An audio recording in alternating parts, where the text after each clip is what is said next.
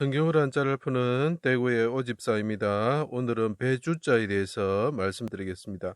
상형의 모양과 많이 달라져 있죠. 예, 이것이 한자가 바뀌었다는 것입니다. 여기서 보시면 붉을 단자가 보입니다. 붉다. 붉은 것이 왜 배가 될까? 그리고 아래 하자가 보이고 또 어떻겠습니까? 예, 밭들 공자도 보이고 죽음 시자도 보이고 지포자도 보입니다. 그죠? 자, 요거는 제가 점은 뭐라 했습니까? 점주자는 피라 그랬죠. 그죠? 자, 제가 설명드리겠습니다. 골고다 언덕에서 십자가에 수족이 찔리시고 갈고리에 달린 휘장처럼 되셨을 때 사람들이 뭐라 합니까? 성전을 짓는 자여 하나님 아들 이스라엘 왕이면 내려오라 하고 갈대에 깬 심포도를 주면서 조롱하였죠. 그죠? 자, 그때 조롱을 받으시고 붉은 피를 흘리셨다. 수족을 찔리셨으니까 어떻게 됩니까? 피를 흘리셨다. 휘장처럼 달리셨을 때 피를 흘리시고 갈대에 낀 심포도주를 받으시고 내 영혼을 메시아의 영혼은 뭡니까? 비둘기 같은 성령이 임하셨죠. 그죠? 비둘기 같은 영혼을 아버지 손에 부탁합니다.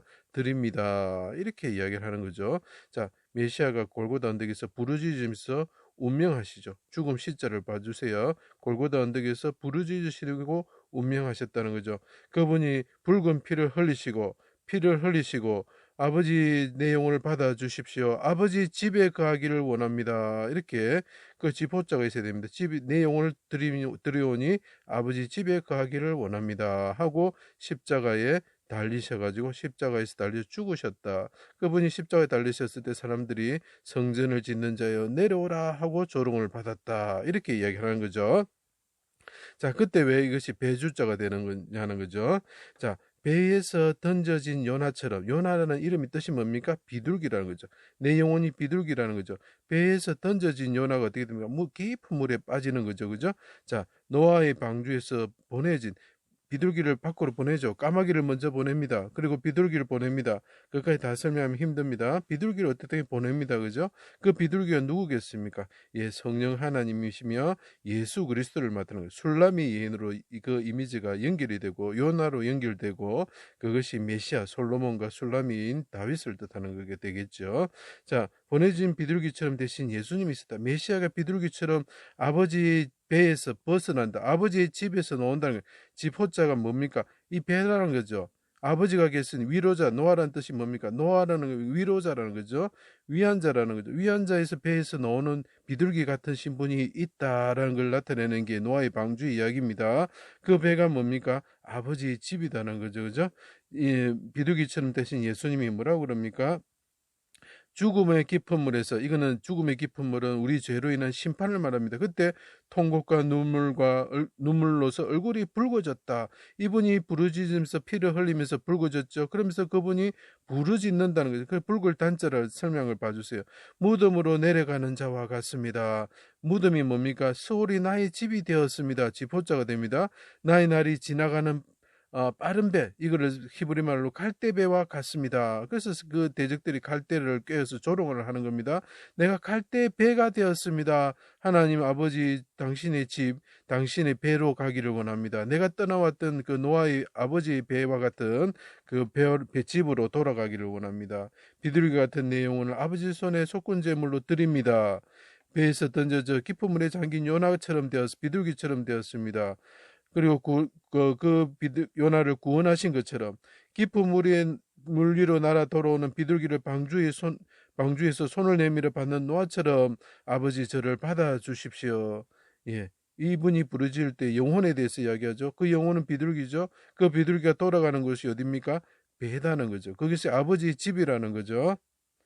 자, 나를 죽음의 깊은 물에서 구원하여 주십시오.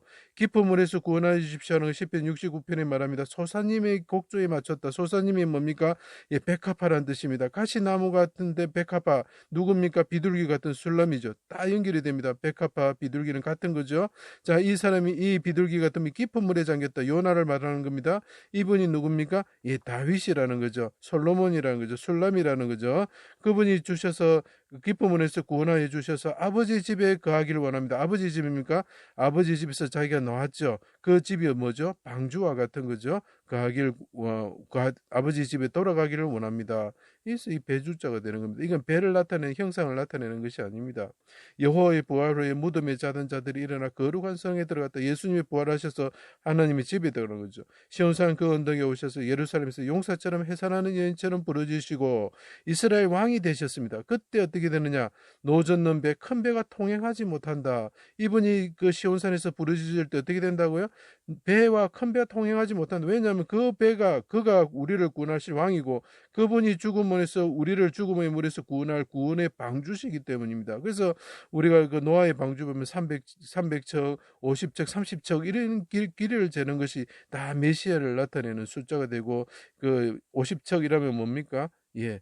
그 예수님이 오순절에 성령을 보내실 것에 대한 설명이 다 된 메시아를 나타내는 그 숫자가 되는 것이죠.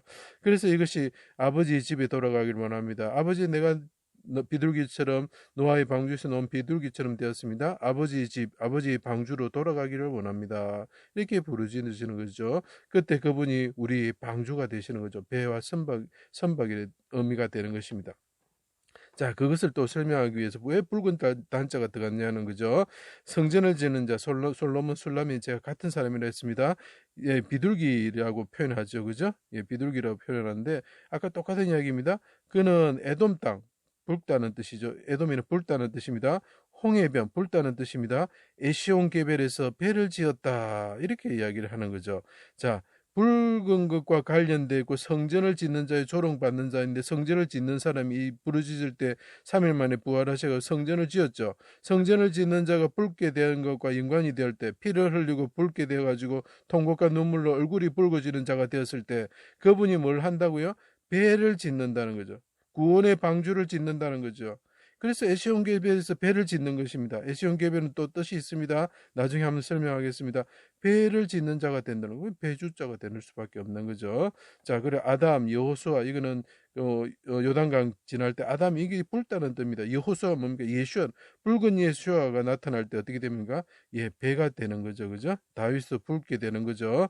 자, 아담을 대신해서 아담이 상징하는 바는 누구죠? 아담이라는 뜻이 뭡니까? 붉은 자라는 거죠. 붉은 자가 오셔서 우리를 위해서 부르짖을 때 어떻게 됩니까? 그분이 구원의 방주가 된다는 거예요. 배를 만드는 자 된다는 거죠. 노아와 같은 자가 된다는 거죠. 솔로몬과 같은 자가 된다는 거죠. 그분이 성전을 짓는 자라는 거죠. 그래서 이것이 배주자가 됩니다. 제 강의를 들어주셔서 감사합니다.